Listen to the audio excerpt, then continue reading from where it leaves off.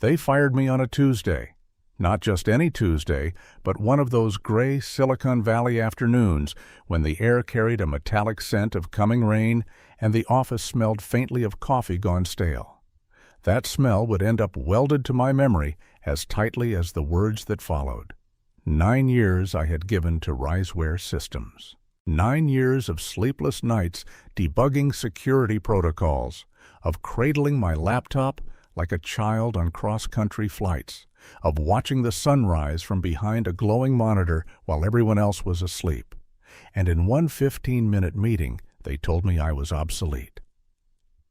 The man across the table was Landon Sir, the kind of executive you'd find in a business school brochure. 3 months into the company, MBA freshly minted from Stanford, a jawline that belonged in stock photos, and zero knowledge of how real code functioned. His fingers tapped impatiently on a folder in front of him. He didn't even look uncomfortable. In fact, he looked like he'd been waiting his whole career for this moment, rehearsing in the mirror how to smile while pulling the rug out from under someone.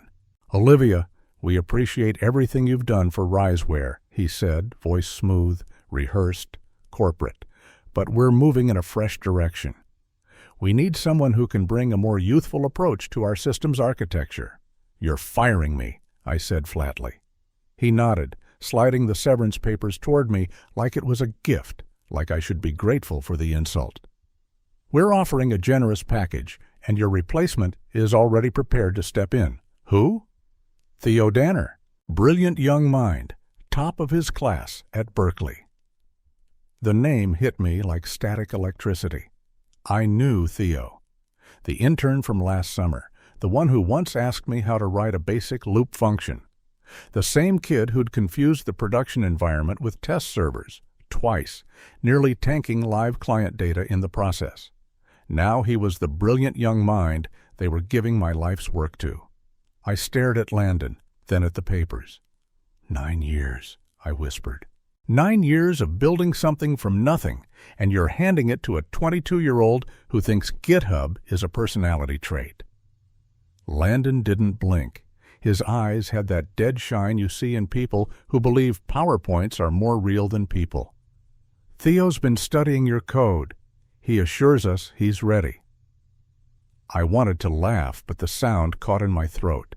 They weren't just firing me. They were erasing me, pretending that 9 years of institutional memory, of scars and midnight fixes, could be replaced with fresh enthusiasm and a Berkeley diploma.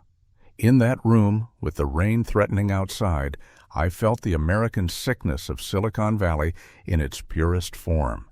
This obsession with youth, this blindness to experience.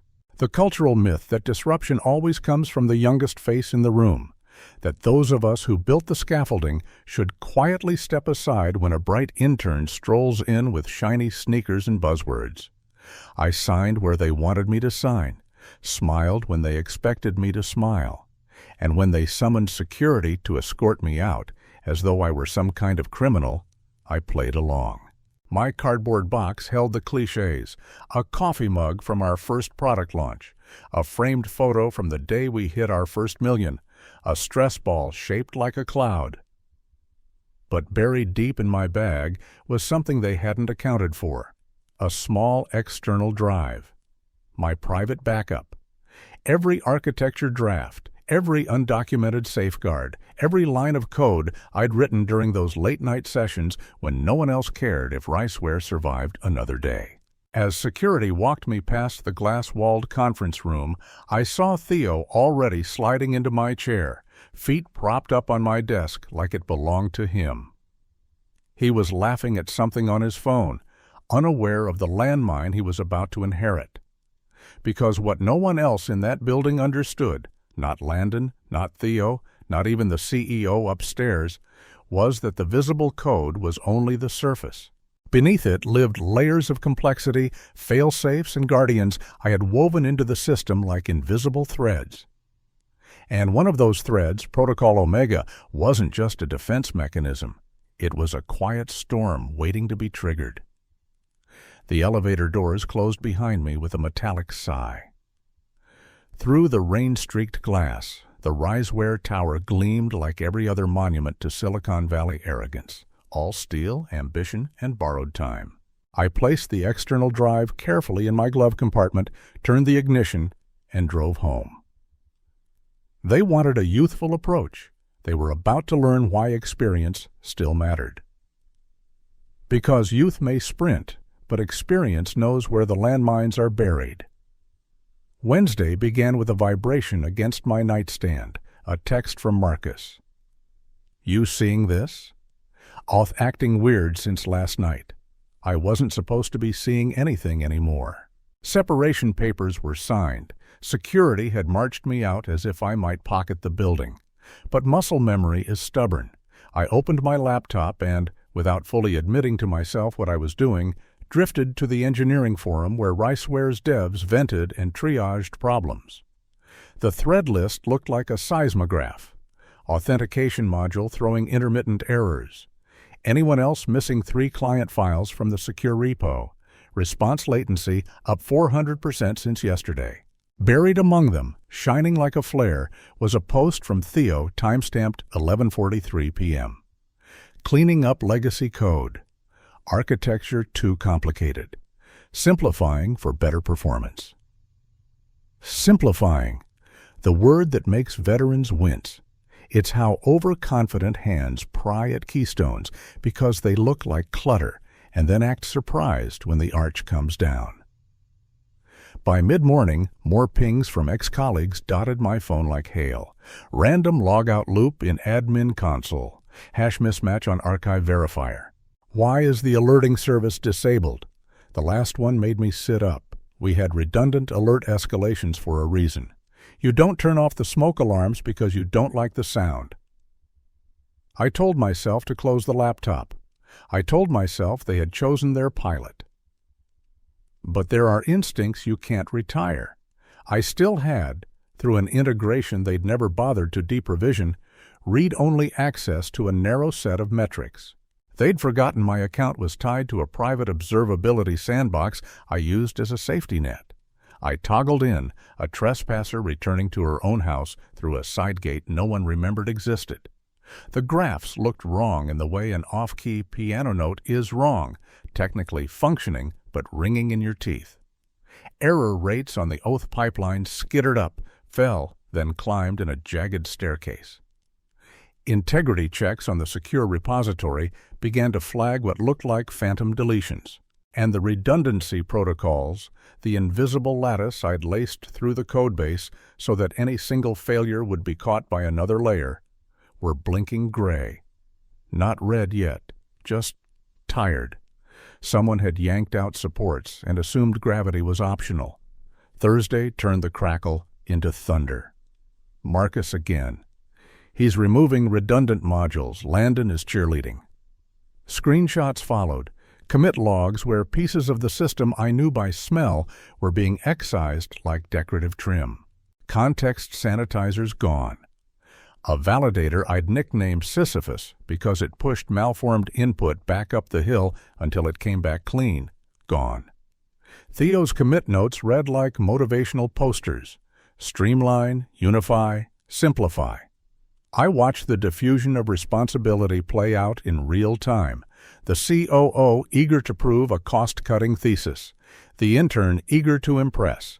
The engineers exhausted enough to stop fighting the tide. In the mythology of startups, boldness is virtue.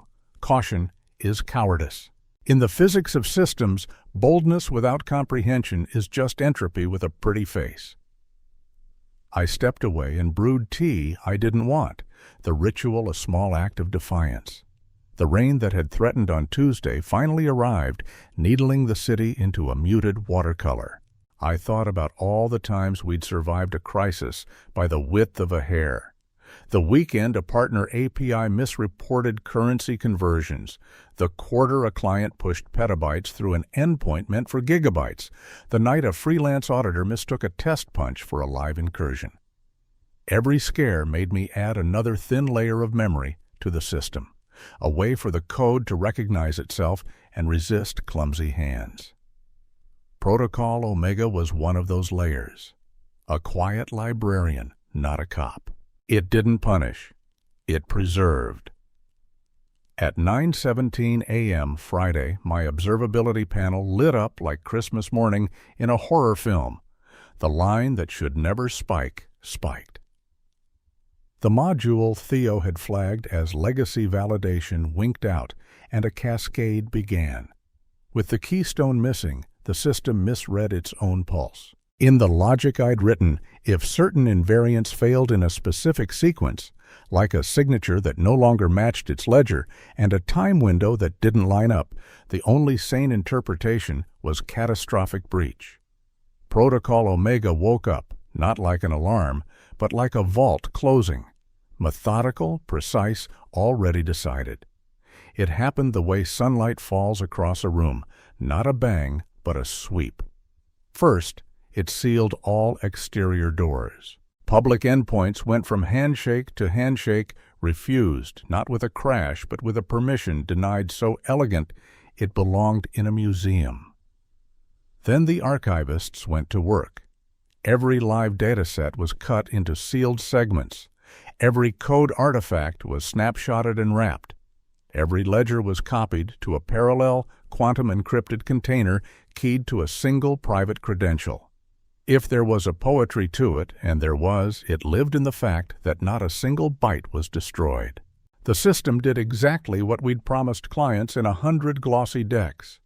In the event of suspected exfiltration or malicious tampering, it would protect everything. It wouldn't panic and drop tables. It would gather the family silver and hide it where thieves couldn't follow. I watched it in timestamps because there was no other way. 9/19/27. Finalization begins on primary customer vaults. 9/20/11. Redundant mirror lock engaged. 9/20/52. Deployment pipeline sealed. 9/21/03. Archive manifest completed. In 43 seconds, 9 years of sweat and brilliance and guarded secrets went behind a wall no one could scale without the key. A 20 to 48-bit private key that lived in one place, my security wallet, backed up to the external drive, nesting in a fireproof safe in my closet. To everyone else, it looked like $82 million had disappeared. To me, it looked like a promise kept. My phone detonated with calls and messages. Numbers I recognized and numbers I didn't. Former colleagues, a recruiter I hadn't spoken to in years, a journalist fishing with a "maybe you can comment off the record."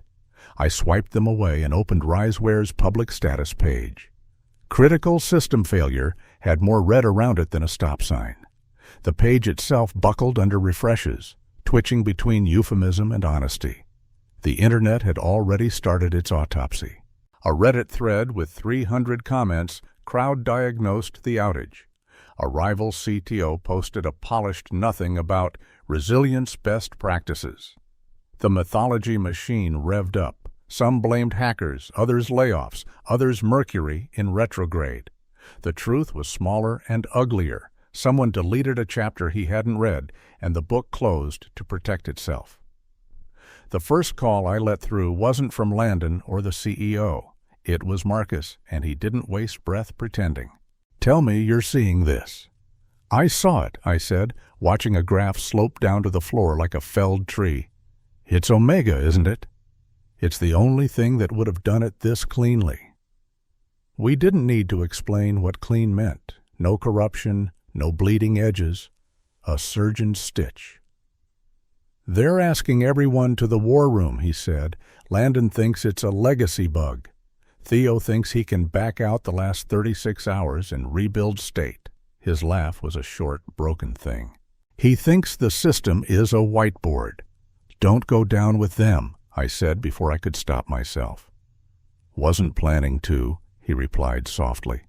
"You made something that protects itself from idiots, Liv. People are going to call that sabotage." "I know what they're going to call it," I said, feeling the old anger, clean and bright. "Words are cheap. Proof is in the architecture." After we hung up, the phone kept ringing. An unknown number with Riseware's area code surfaced and receded. I let it. I made another cup of tea and sat at my window while the rain traced perfect parallels down the glass. The city blurred into a watercolor of chrome and moss. Somewhere inside that blur was a tower full of people learning a physics lesson you can't cheat. Complexity is not vanity, it's memory. The memory of every past failure, encoded so you don't repeat it. Strip that away in the name of speed, and you haven't made a system simpler. You've made it amnesiac. They would hold their emergency meeting soon, bark at one another over conference phones, offer the wrong apologies to the wrong gods. They'd ask why a single person could own a single key, ignoring the documents that had always spelled it out. They would talk about optics, about learning opportunities, about shared responsibility, borrowing soft words to cushion hard facts. And in the center of it all, there would be a young man who had been told his confidence was competence, and a leader who had been told his cost savings were strategy. I let the phone ring until the sound tunneled into silence, and the apartment became itself again. When the water boiled, I poured and waited and thought about the mornings I'd watched the sun tangle itself in power lines on my way into that building, the nights I'd slept under my desk, because the world didn't stop asking the system to work just because I was tired. Experience is a ledger. Every sleepless night leaves a hash. You can balance the books or you can pretend they don't exist. But if you pretend long enough, one Friday in a gray city, a protocol you built to remember will remember on your behalf. It will shut the vault and keep its promise, even from the people who should have known better. My laptop screen dimmed and then brightened, as if to ask whether I was still there. I was. I closed the lid and set it on the table, then pressed my thumb against the small crescent scar on my wrist from a night I'd reached into a server rack too fast. I had been told on Tuesday that youthful was the answer. On Friday, the system offered a different one, discipline, the kind you can't outsource to enthusiasm. The kind that makes sure when someone deletes a line he doesn't understand, the rest of the story doesn't evaporate. It locks itself away and waits for the person who does understand to decide what comes next. By mid-morning Friday, the storm outside was nothing compared to the one inside Riseware's tower. Screens glowed with errors, phones buzzed with unanswered client calls, and the oxygen in every conference room was consumed by panic. I didn't need to be there to feel it. Samantha, an executive assistant who had always slipped me insider updates when I still belonged, texted me from just outside the boardroom. Emergency meeting, investors dialed in, CEO furious, Landon sweating like he ran a marathon.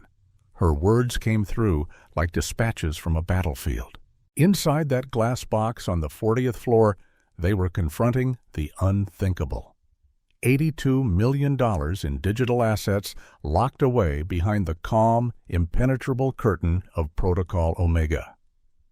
CEO David Hartley opened the meeting with a question that carried the weight of doom. How do we lose $82 million in 43 seconds? There was no preamble, no pleasantries. The room must have felt like the belly of a sinking ship, the executives clutching at explanations like lifeboats. Landon, the smooth-talking COO, tried first. His voice cracked, betraying nerves. It appears to be a malfunction in legacy code. The word legacy had become his shield, as if anything older than Theo's 3-week tenure was inherently flawed, but Hartley wasn't buying it. The previous lead engineer, you mean Olivia Hart, the woman you fired 3 days ago? His interruption was sharp enough to cut glass. Around the table, heads must have swiveled like weather vanes in a storm. On the speakerphone, Kenji Nakamura, the Japanese investor who had pumped millions into Riseware, did not mince words. Your intern destroyed our entire infrastructure, he said, voice steady as a blade. You entrusted the foundation of this company to a child. Samantha reported a hush so complete you could hear the air conditioning hum. Then Brian Morrison, the head of IT, spoke the truth no one wanted to touch.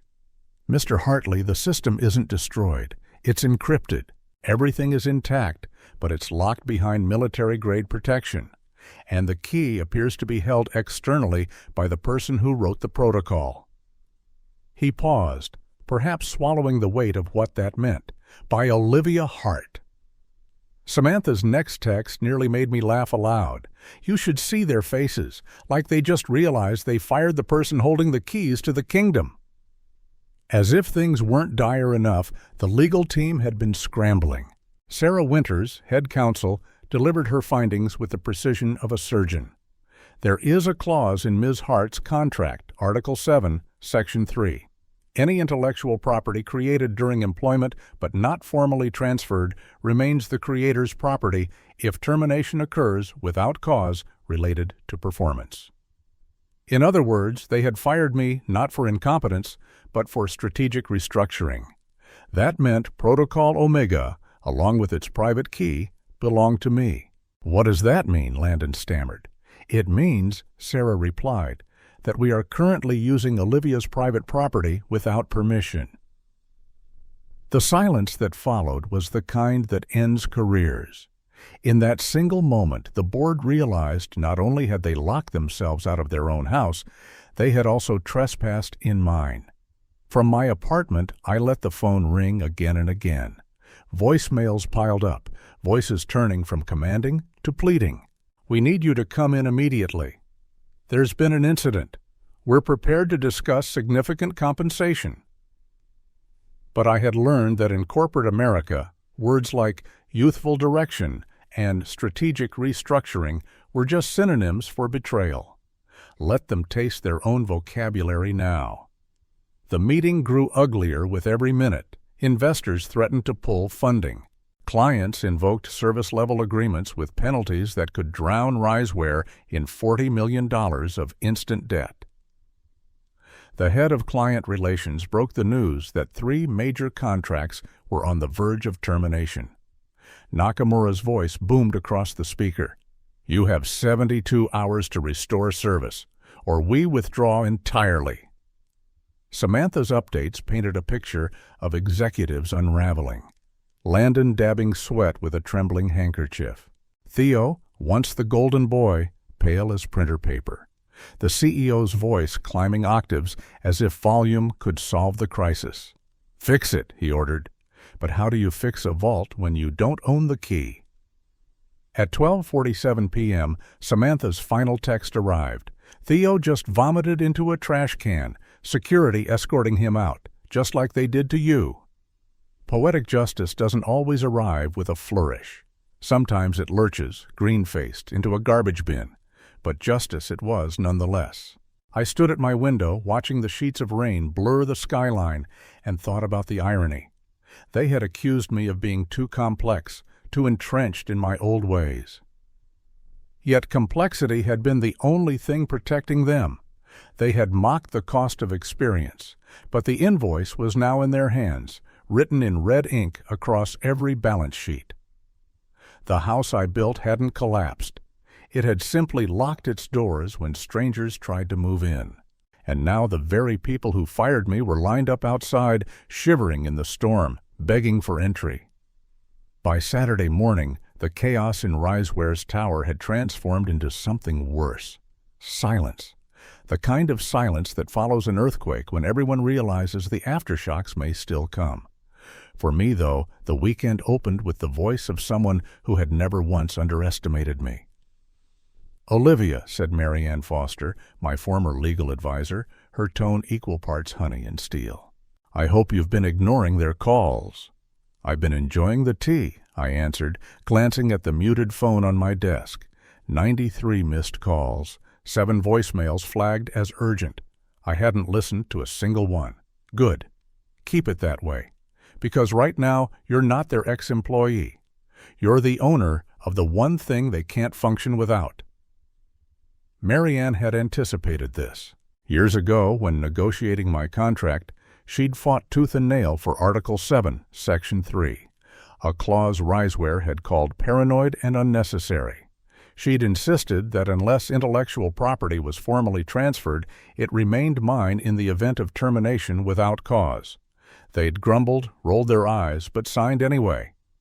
and now the clause sat like a loaded weapon on the negotiation table. "Check your archives," she instructed. "See if there's any formal transfer for Protocol Omega." I already knew the answer, but I humored her. I scrolled through 9 years of emails, memos, documentation. Nothing. Omega had been my midnight child, built piece by piece in those hours when the building was empty except for me and the humming servers. It had never been packaged as a module requiring transfer. It had simply grown like ivy into every wall of their architecture. "Nothing," I confirmed. "Beautiful," she purred. "Then here's what happens. We file immediate IP registration, Protocol Omega, plus every undocumented safeguard you wrote. You'll have provisional protection by Monday. In the meantime, we serve Riseware a notice of unauthorized use." "You're saying they're already trespassing?" "They've been trespassing since Tuesday," she said crisply. "Every second they operate under Omega's lock is another second of unlawful use. They can't argue it's sabotage. The protocol functioned exactly as designed when it detected unauthorized deletions. Their interns set it off. That's their problem, not yours." For the first time since Tuesday, I smiled, not out of spite, but from the clarity that comes when the rules of the game finally tilt in your favor. Riseware had built their empire on contracts and loopholes. Now they were tangled in mine. Marianne wasn't finished. "You need to think bigger, Olivia. This isn't just about locking them out. Protocol Omega has just proved itself on the grandest stage possible. Everyone in Silicon Valley is talking about it. Journalists, investors, competitors. You're sitting on intellectual property worth tens of millions. I don't want to go back," I said quickly. "Of course not. You don't rebuild a house in the ashes. But you can build something new. License Omega. Start your own firm. Make them compete for what they discarded." Her words ignited something I hadn't allowed myself to picture. For years I had been the loyal architect, building the foundation of someone else's tower. But loyalty had bought me nothing more than a cardboard box and a security escort. Why not build my own tower this time? One with walls too strong to be kicked down by quarterly strategy shifts. By Sunday, Hardcore Systems LLC was real. Marianne had filed the paperwork in Delaware. I had a new bank account, a new email domain, and most importantly, leverage. Not the petty satisfaction of watching old bosses sweat, but the kind of leverage that reshapes entire markets. Meanwhile, Riseware's silence was cracking.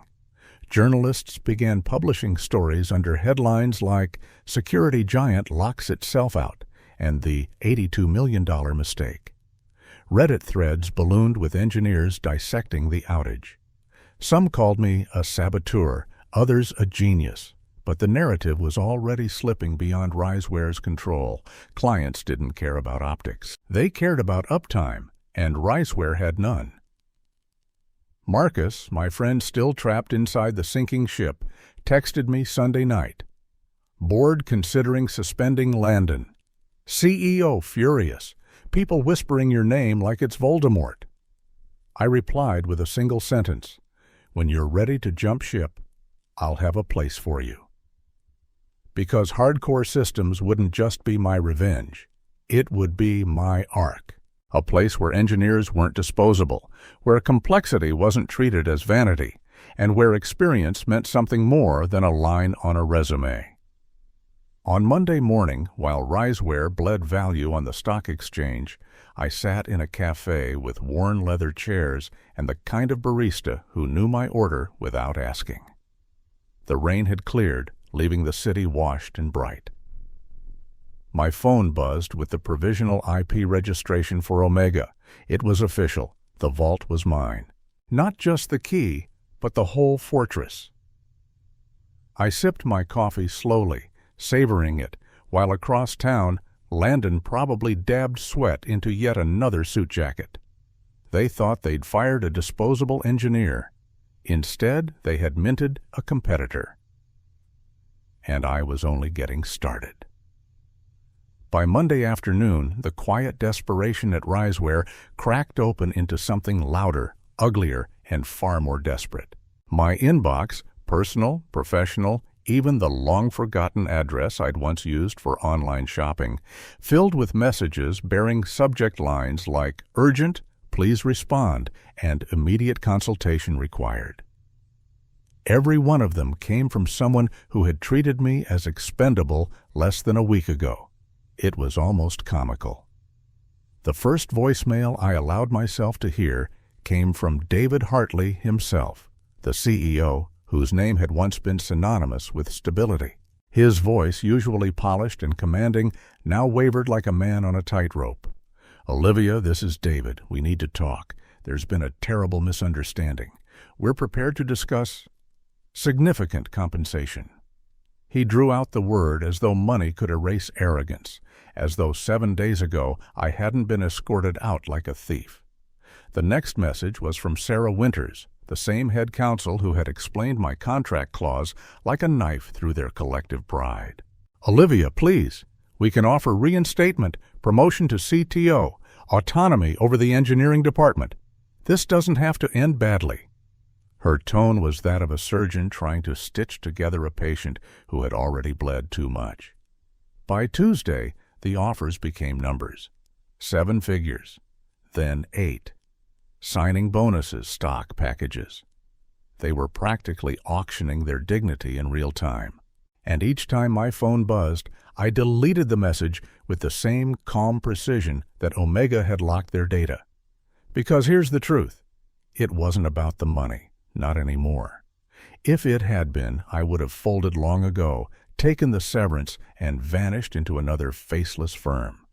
This was about principle, about the arrogance of a company that thought youth equaled brilliance, that experience was just ballast, that the foundation could be bulldozed and rebuilt on slogans. It was almost too poetic that Marcus arrived at my door the same day their desperation peaked. He looked exhausted, his shoulders sagging under the weight of weeks of futility. He held 2 coffees like peace offerings. "I quit," he said before I could ask. I stepped aside to let him in. "What finally did it?" "The war room," he muttered, sinking into my kitchen chair. 3 contractor teams from outside. They're trying brute force, rebuilding from caches, even begged the FBI Cyber Division to intervene. You know what the FBI told them?" He smiled bitterly. "Not our problem. If the protocol's legally yours, it's not a crime. It's a consequence." I laughed, though it came out sharper than I intended. Consequence. That's one word for it. They're collapsing, Liv. Clients leaving, board revolting. Hartley's losing the room, and Landon, well, I don't think he can sweat through another suit without dehydrating. It's chaos. He hesitated, then added, "They asked me if I knew how to reach you. I told them no." I studied him for a long moment. Marcus had always been more than a colleague. He'd been the one to stay late when the servers hiccuped, the one who believed that good engineering was as much craft as science. He wasn't built for betrayal, and I knew what it cost him to leave. "What if I told you I already started something?" I asked quietly. "Hardcore systems. Filed the paperwork Sunday. I own the code, Marcus.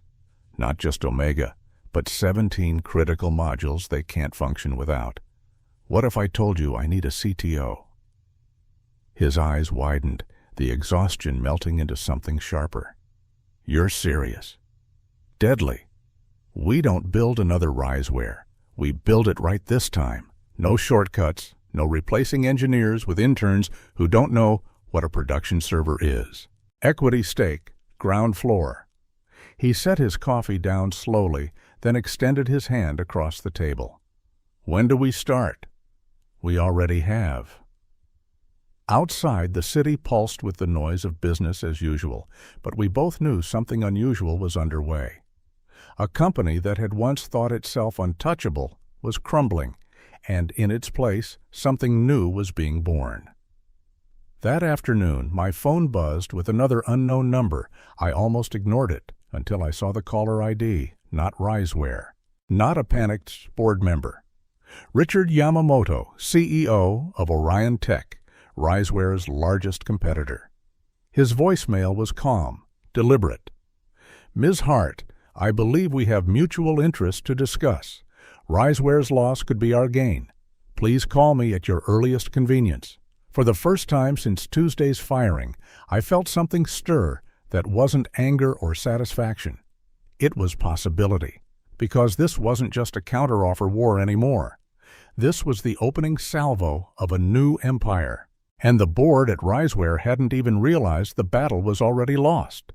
By Friday morning, just 10 days after I was escorted from Riseware with a cardboard box, I found myself walking through the glass doors of Orion Tech's headquarters. The building gleamed against the bay like everything Riseware pretended to be: efficient, powerful, and unshakably confident. And waiting for me in the lobby, not an assistant, not a VP, but Richard Yamamoto himself, CEO of a $40 billion competitor, extending his hand as if we were old friends. "Ms. Hart," he said warmly, "the woman who built an impregnable fortress and then locked her former employer out of it." Inside his conference room, the bay stretched wide and glimmering through the windows, but the real sight that caught my breath was on the tablet he slid across the polished table. Orion's offer wasn't for a job, it was for an exclusive licensing agreement. Protocol Omega and every associated module integrated into Orion systems with me as consultant. The numbers on the screen made me exhale slowly. $210 million, structured over 3 years, with $50 million up front. "You've done your homework," I said, keeping my voice even. Richard smiled. "We've been watching Riseware's implosion with great interest. Their loss is our opportunity. What you built isn't just code, Ms. Hart. It's a philosophy, a security ecosystem that doesn't just react, it remembers." I leaned back, letting the weight of it sink in. 9 years ago, I had walked into Riseware with nothing but a laptop and a stubborn belief that one person could build a fortress. Now here I was, being told that belief was worth $200 million. By noon, contracts were signed. Marianne, who had flown in that morning with her ever-present briefcase, combed through every clause like a surgeon with a scalpel. She made sure I retained ownership of the IP, that Orion couldn't bury me under consultant fine print. And when the last signature dried, Hardcore Systems wasn't just an LLC anymore. It was a company with money, power, and a future. Meanwhile, Riseware was drowning. Their stock price had nosedived another 22%. Clients invoked penalties that totaled $70 million in a single week. And then came the final blow, the board's vote of no confidence. CEO David Hartley resigned in disgrace. Landon was terminated permanently, his cost-cutting crusade exposed as reckless negligence. Theo, the golden intern who had promised to simplify my complexity, was quietly reassigned, his LinkedIn profile updated to "Seeking New Opportunities." The same profile that now carried the stain of the intern who lost $82 million in 43 seconds. I didn't answer Sarah Winter's final voicemail, though I saved it. "Olivia, please. $8 million signing bonus, full reinstatement, absolute autonomy. Whatever you want, just come back." It was the sound of desperation wrapped in a lawyer's voice, but all I heard was Tuesday afternoon, Landon's glass-cutting smile, and the word youthful used like a knife. Instead, I focused on building. Marcus officially joined me as CTO, his resignation from Riseware now a badge of honor rather than a scar. By the end of the month, Hardcore Systems had leased space in Palo Alto, a team of engineers already moving in, many of them refugees from Riseware's collapse. People who wanted to build, not patch, who understood that every sleepless night, every scar on your knuckles from the server rack, every invisible safeguard mattered. 6 months later, I stood on the main stage of the San Francisco Tech Summit. 2,000 industry leaders watched as the words "hardcore systems," redefining digital security, lit up behind me in bold white letters. My voice carried across the auditorium, steady and sure. 6 months ago, a company learned what happens when you delete. To delete code you don't understand. Today, we ensure that never happens to you. I introduced Omega's next evolution, a suite of adaptive, self-healing protocols that made even its first iteration look like a rough draft. We had already signed 43 enterprise clients, including 7 Fortune 500s. Revenue projections soared past $50 million for year 1. And as I spoke, I saw familiar faces in the crowd, board members who had once doubted me, journalists who had called me a saboteur, even Landon, sitting in the back row, his golden boy sheen reduced to dull humility. Security isn't about age, I said, locking eyes with the audience. It's about memory. Every line of code carries the history of failures it survived. Delete those chapters and you risk losing the whole story. At Hardcore Systems, we don't erase the past, we protect it. The applause thundered, echoing through the cavernous hall, and in that sound, I felt something that money alone couldn't buy: vindication. That evening, at Orion's rooftop reception, champagne glasses clinked as Richard Yamamoto raised his glass to me. "To Olivia Hart," he said, "the woman who turned a pink slip into a $200 million empire." Through the floor-to-ceiling windows, the city sprawled below, lights shimmering like a circuit board. Somewhere in the distance, RiseAware's old headquarters loomed, now leased out to another startup. RiseAware itself had been reduced to a cautionary tale in business schools, a Wikipedia entry bookmarked under "Cost of Undervaluing Institutional Knowledge." I lifted my glass, not to revenge that had already been achieved, but to something simpler, purer, to the truth I had always known: foundations matter. And no matter how shiny the facade, a house without its foundation is only waiting to fall. That was the real lesson of those 43 seconds. Not that code can collapse, not that interns can falter, but that experience, slow, patient, disciplined, cannot be replaced by enthusiasm alone. RiseAware had gambled otherwise, and they had paid the ultimate price. As the sun sank into the bay, painting the sky in streaks of amber and gold, I smiled. Hardcore Systems was just getting started.